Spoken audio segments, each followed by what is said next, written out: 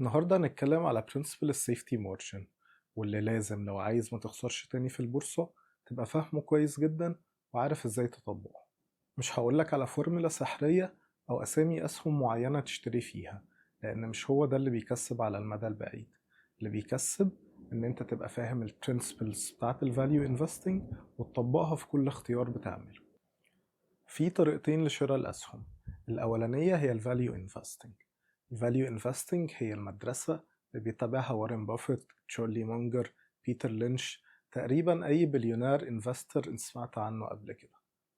وفي الطريقة التانية اللي هي السباكيوليشن، ودي اللي بيطبقها الأغلبية العظمى من الناس سواء في السوق المصري أو الانترناشنال ماركت عامة. مشكلة السباكيوليشن إنه نادر جدا لما بتقابل حد بيكسب منه مكاسب جامدة. طيب إيه الفرق ما بين الفاليو انفستنج والسباكيوليشن؟ الفاليو انفستنج بتاخد قرارك بناء على الكاش فلو بتاع البيزنس. يعني ببساطة الشركة دي بتدخل كاش فلو قد ايه، ومتوقع ان هي تدخل كاش فلو قد ايه في المستقبل. اما السباكيوليتر فبيشتري بناء على توقعه ان سعر السهم ده هيعلى في الفترة الجاية، سواء بقى عن طريق قراية الفوليومز او التشارتس او اي طريقة تانية من طرق التكنيكال اناليسيس. طيب هل معنى كده إن أنا أدخل أونلاين أجيب أي كالكليتر بيعمل ديسكاونتنج للكاش فلوز، ولو طلع الديسكاونتد فاليو أقل من البرايس أشتري؟ طبعا لأ. أهم حاجة بنفكر فيها قبل قرار الشراء إن إحنا نحمي نفسنا من الداون سايد أو الخسارة، وده بيتم عن طريق الريسك أسسمنت. أغلب الأكاديميك بوكس بتعرف الريسك على إنه البيتا بتاع السهم أو الفولاتيليتي بتاعته، وده طبعا أبعد ما يكون عن الواقع، لأنه مش بيتيك in consideration ولا ال nature of the asset ولا البرايس اللي بندفعه فيه. الريسك الحقيقي إن الشركة دي متبقاش موجودة في المستقبل قبل ما تلحق تدخلك كاش فلو يغطي الاستثمار اللي حطيته فيها، وده اللي بيطلق عليه cash flow certainty. فكرة حماية نفسك من الداون سايد أو الخسارة هتلاقي أي مستثمر ناجح عنده اوبسيشن بيها، لأنه مثلا لو استثمرت مليون جنيه وخسرت نصهم هيتبقى لك 500 ألف جنيه. ال 500 ألف جنيه دول انت بقيت محتاج تعمل عليهم ريتيرن 100% عشان بس ترجع تاني للمليون جنيه اللي ابتديت بيها. إنما لو عملت عليهم 50% زي ال50 اللي خسرتهم في الأول فانت كده عوضت نص المبلغ بس، هيبقى معاك 750 ألف جنيه، وده طبعا عكس اللي احنا محتاجين نعمله تمام. فالعامل الأول في الريسك أسسمنت هو مدى ثقتك في إن الكاش فلو بتاع الشركة دي هيفضل مستمر على المدى البعيد. والعامل التاني اللي لازم ناخده معانا في حساباتنا للريسك أسسمنت هو البرايس بتاع الاستثمار، وهنا لازم نفرق ما بين الفاليو والبرايس. البرايس هو السعر اللي الأونر طالبه أو شايفينه قدامنا على الشاشة، أما الفاليو فهو القيمة الحقيقية للشركة بناء على الفاندمنتال اناليسيس اللي بنعملها للبيزنس ذاته.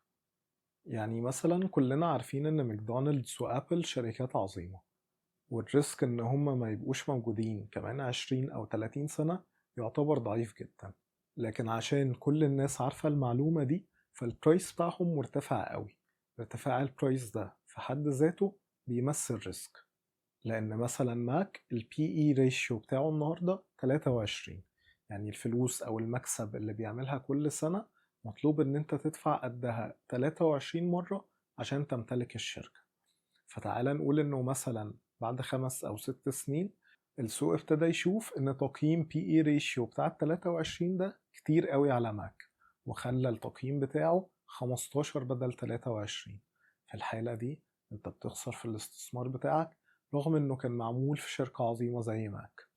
وفي هنا مقولة مشهورة قوي لكنها غلط تماما، بتقول إنه the higher the risk the higher the return.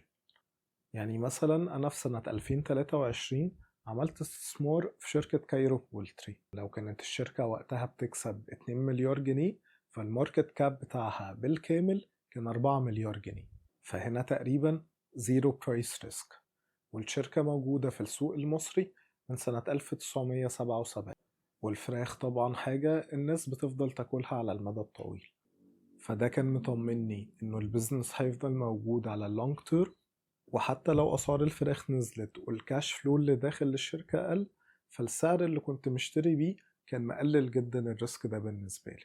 الميكس ما بين الاتنين principles دول، ان انا اشتريت ببرايس قليل واني اشتريت في شركة الكاش فلو certainty بتاعها عالي جدا، خلاني اعمل returns 142%.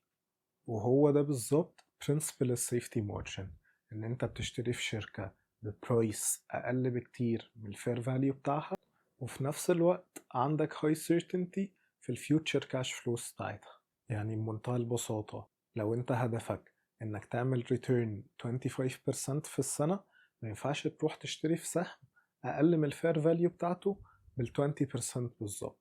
لا، انت محتاج يكون عندك safety margin 5 او 7%. زائد طبعا ان يكون عندك فاكتورز تخليك مطمن، لان الكاش فلوز اللي انت باني عليها حساباتك دي هتدخل فعلا في المستقبل. لو عجبك الفيديو دوس لايك وسبسكرايب، واتفرج على الحلقتين اللي فاتوا عشان تعرف الاتنين principles الاولانيين اللي لازم تستخدمهم مع البرنسبل بتاع النهاردة عشان ما تخسرش فلوس تاني في البورصة.